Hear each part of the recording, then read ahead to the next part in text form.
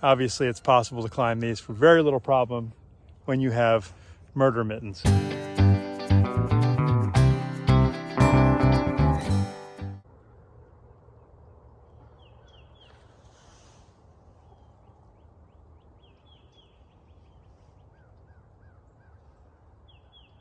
Good morning. I'm Mark. Welcome back to the farm and Happy New Year. It is now 2024. So we get that going for us. It is starting off beautifully. As you can see, we've got gorgeous clear skies. The sun is out. It's only 45 this morning. That's pretty cold for Central Florida, but overall not as bad as it could be. And I know it's a lot warmer than many places today. The air quality is the first thing I noticed when I checked the weather this morning. Our normal air quality on the air quality index is about a 30. That's kind of a high day, is a 30. And I'm not exactly sure how it works, but the lower, the better. So today, after a cajillion fireworks went off all over the place last night, and especially out towards the West Coast and Tampa and all that stuff that, gradually makes its way this way, is our air quality today is 135. And so they're saying, for people who are sensitive to stuff, you might think about minimizing your outdoor activity. I don't know how sensitive I am, but it's too nice to stay indoors, man. 2023 was a busy year here on the farm. We had a lot going on. Really, I think 3 major muscle movements in the course of the year. Number one was getting all the perimeter fencing up on this southern part of the farm, this 19 acres here in the south. Number two would have been building the pole barn. That took a while. That was a lot of work to put in the pad and just do everything for that. I got all those videos out there. You can tell from watching it was not a short process. And number three, I'd say, was adding these guys to the farm. So that was kind of a first big thing. Ended on a rough note, just in that the end of the year, last part of the year, you can see from the videos, we had a lot of predation. It would seem that the wildlife is very interested in eating our organically fed chickens. That's hurtful. Most recently, just 3 days ago,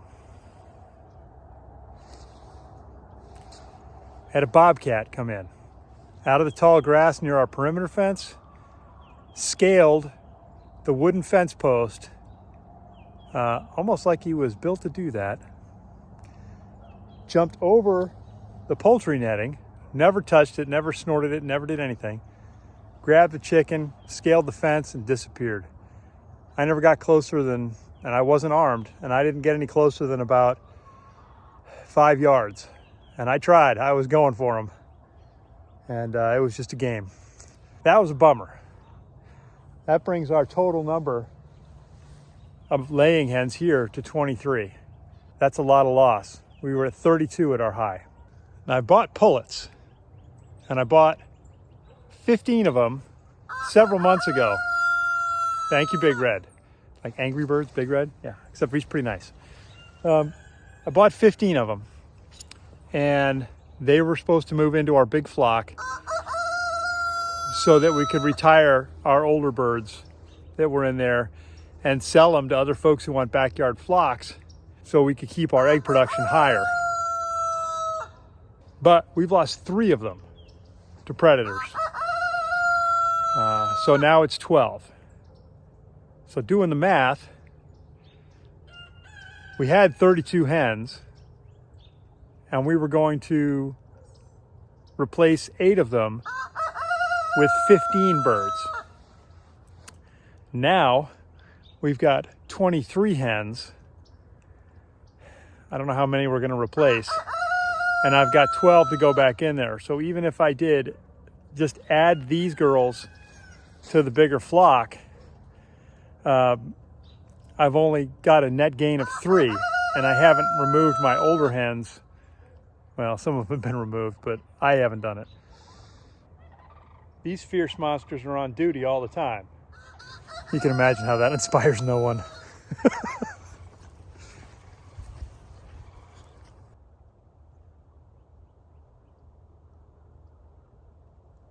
One of the things I got permission from my neighbor to do was to cut his parcel of land that's next to our south boundary.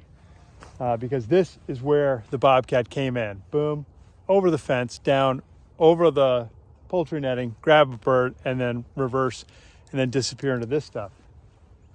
Obviously, it's possible to climb these for very little problem when you have murder mittens.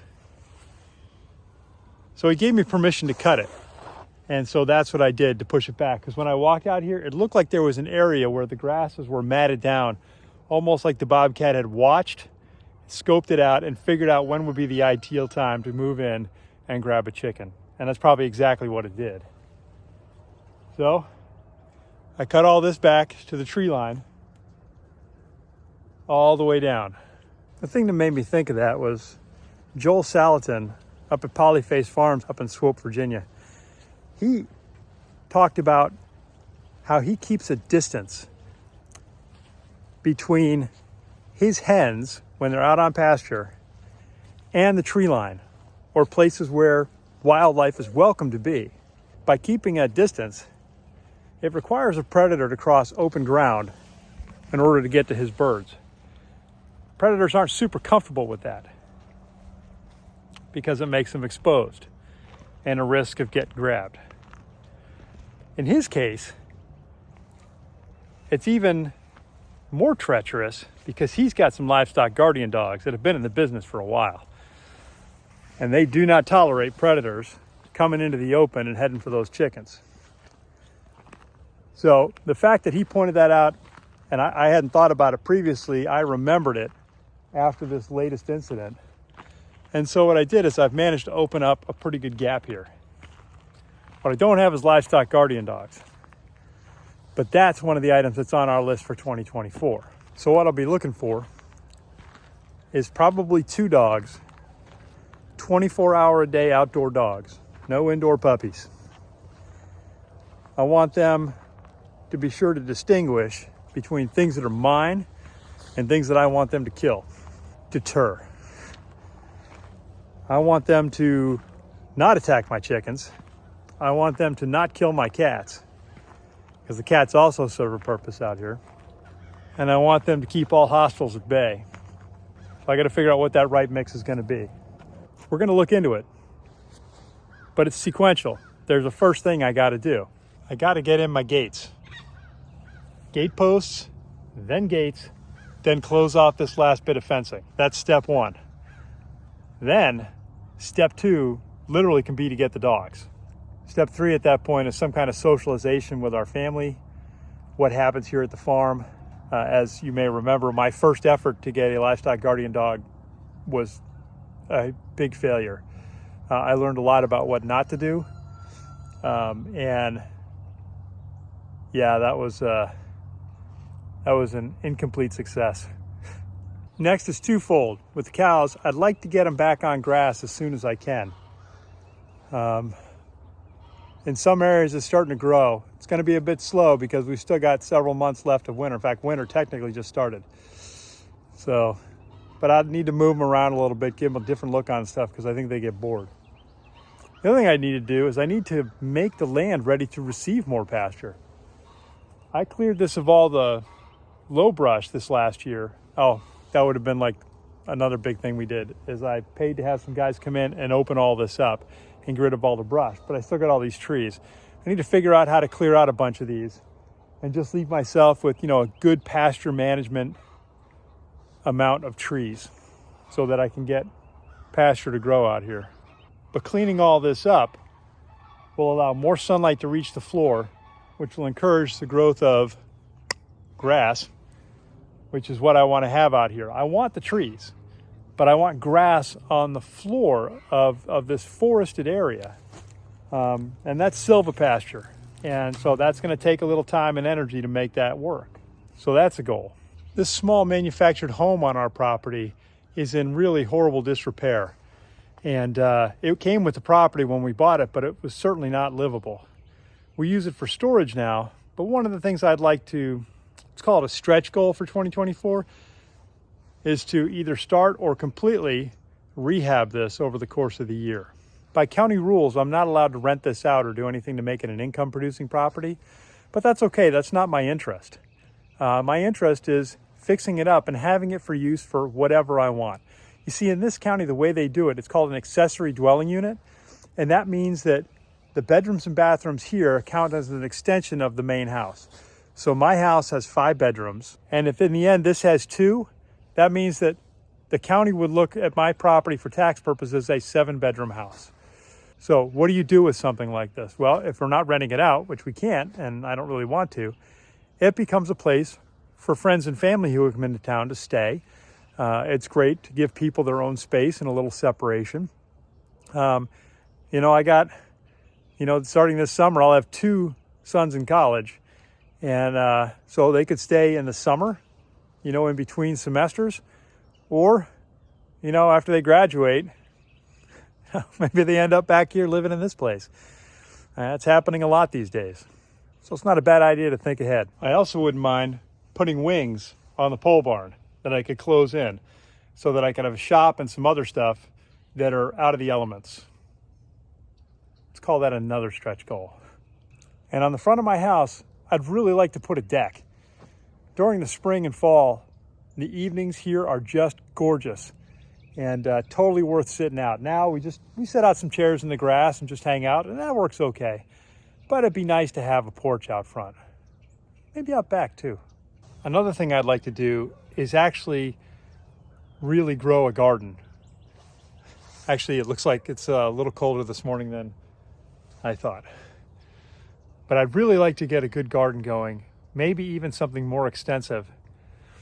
I haven't put a lot of energy on it. I've gotten pretty good at producing protein for our family, the meat, but actually getting into the fruits and vegetables and the other things that you need in order to have, I think, a more comprehensive sort of homestead experience is hitting this stuff as well. And I just really haven't done much about it. I've got a lot to learn. So maybe 2024 is going to be that year. I hope to get more effective at composting and able to actually put this stuff to use.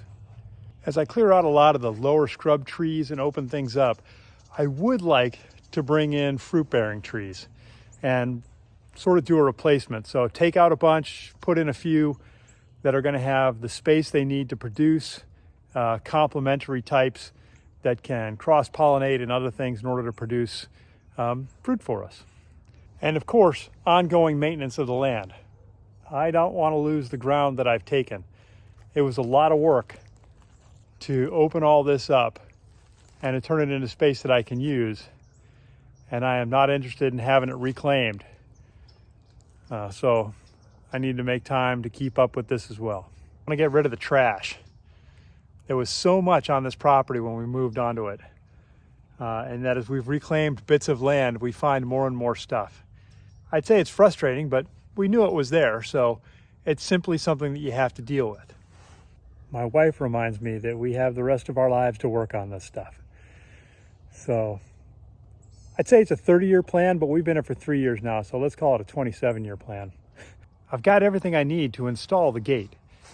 The package, the kit came in, and I invested the time to do the full inventory as you're advised to do, to look at each item to make sure that they are all present and appear undamaged at this point.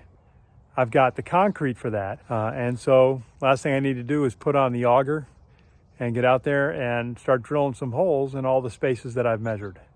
Our next batch of broilers is out here on pasture, and they're pretty close. They're about 3 to 4 weeks out from being ready to harvest.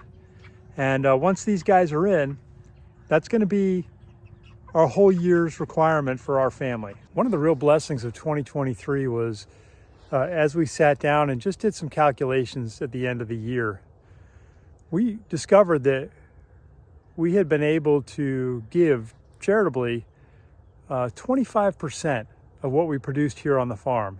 So of our broilers and our eggs. So what I wonder is as I go into 2024, should I continue to push on the production of broilers and increase the number of egg layers so that we increase our capacity to give? I just really have a feeling that in 2024, we're going to start to see an increased need for that kind of outreach and connection. I don't know. I think maybe put that on a list of a goal as well, just to increase the amount that we give away. Well, that's a bit of a summary of 2023 and a quick overview of some goals for 2024 as we look forward into the year. I hope wherever you are that you're feeling blessed and that the year is looking bright. I would like to encourage you to plant. Just something. Doesn't matter if you're in an apartment and you got little planters along the windowsills, plant. If you got half an acre, plant. Find a way that whatever you put out there gives you food.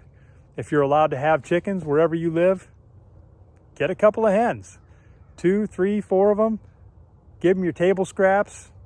Feed them some chicken food and enjoy the benefits that come from that. If you get chickens though and you want to get eggs, make sure you get the right kind of chickens. Some people like to get these frilly, froofy looking things that lay very small eggs very infrequently. Do some homework. Figure out which chickens are going to lay the most and give you the most return for your investment, if that's what you're into it for. Anyway, I go on. So, welcome to 2024. I hope it's a blessed one for you guys. That's it from here. We'll talk to you guys later.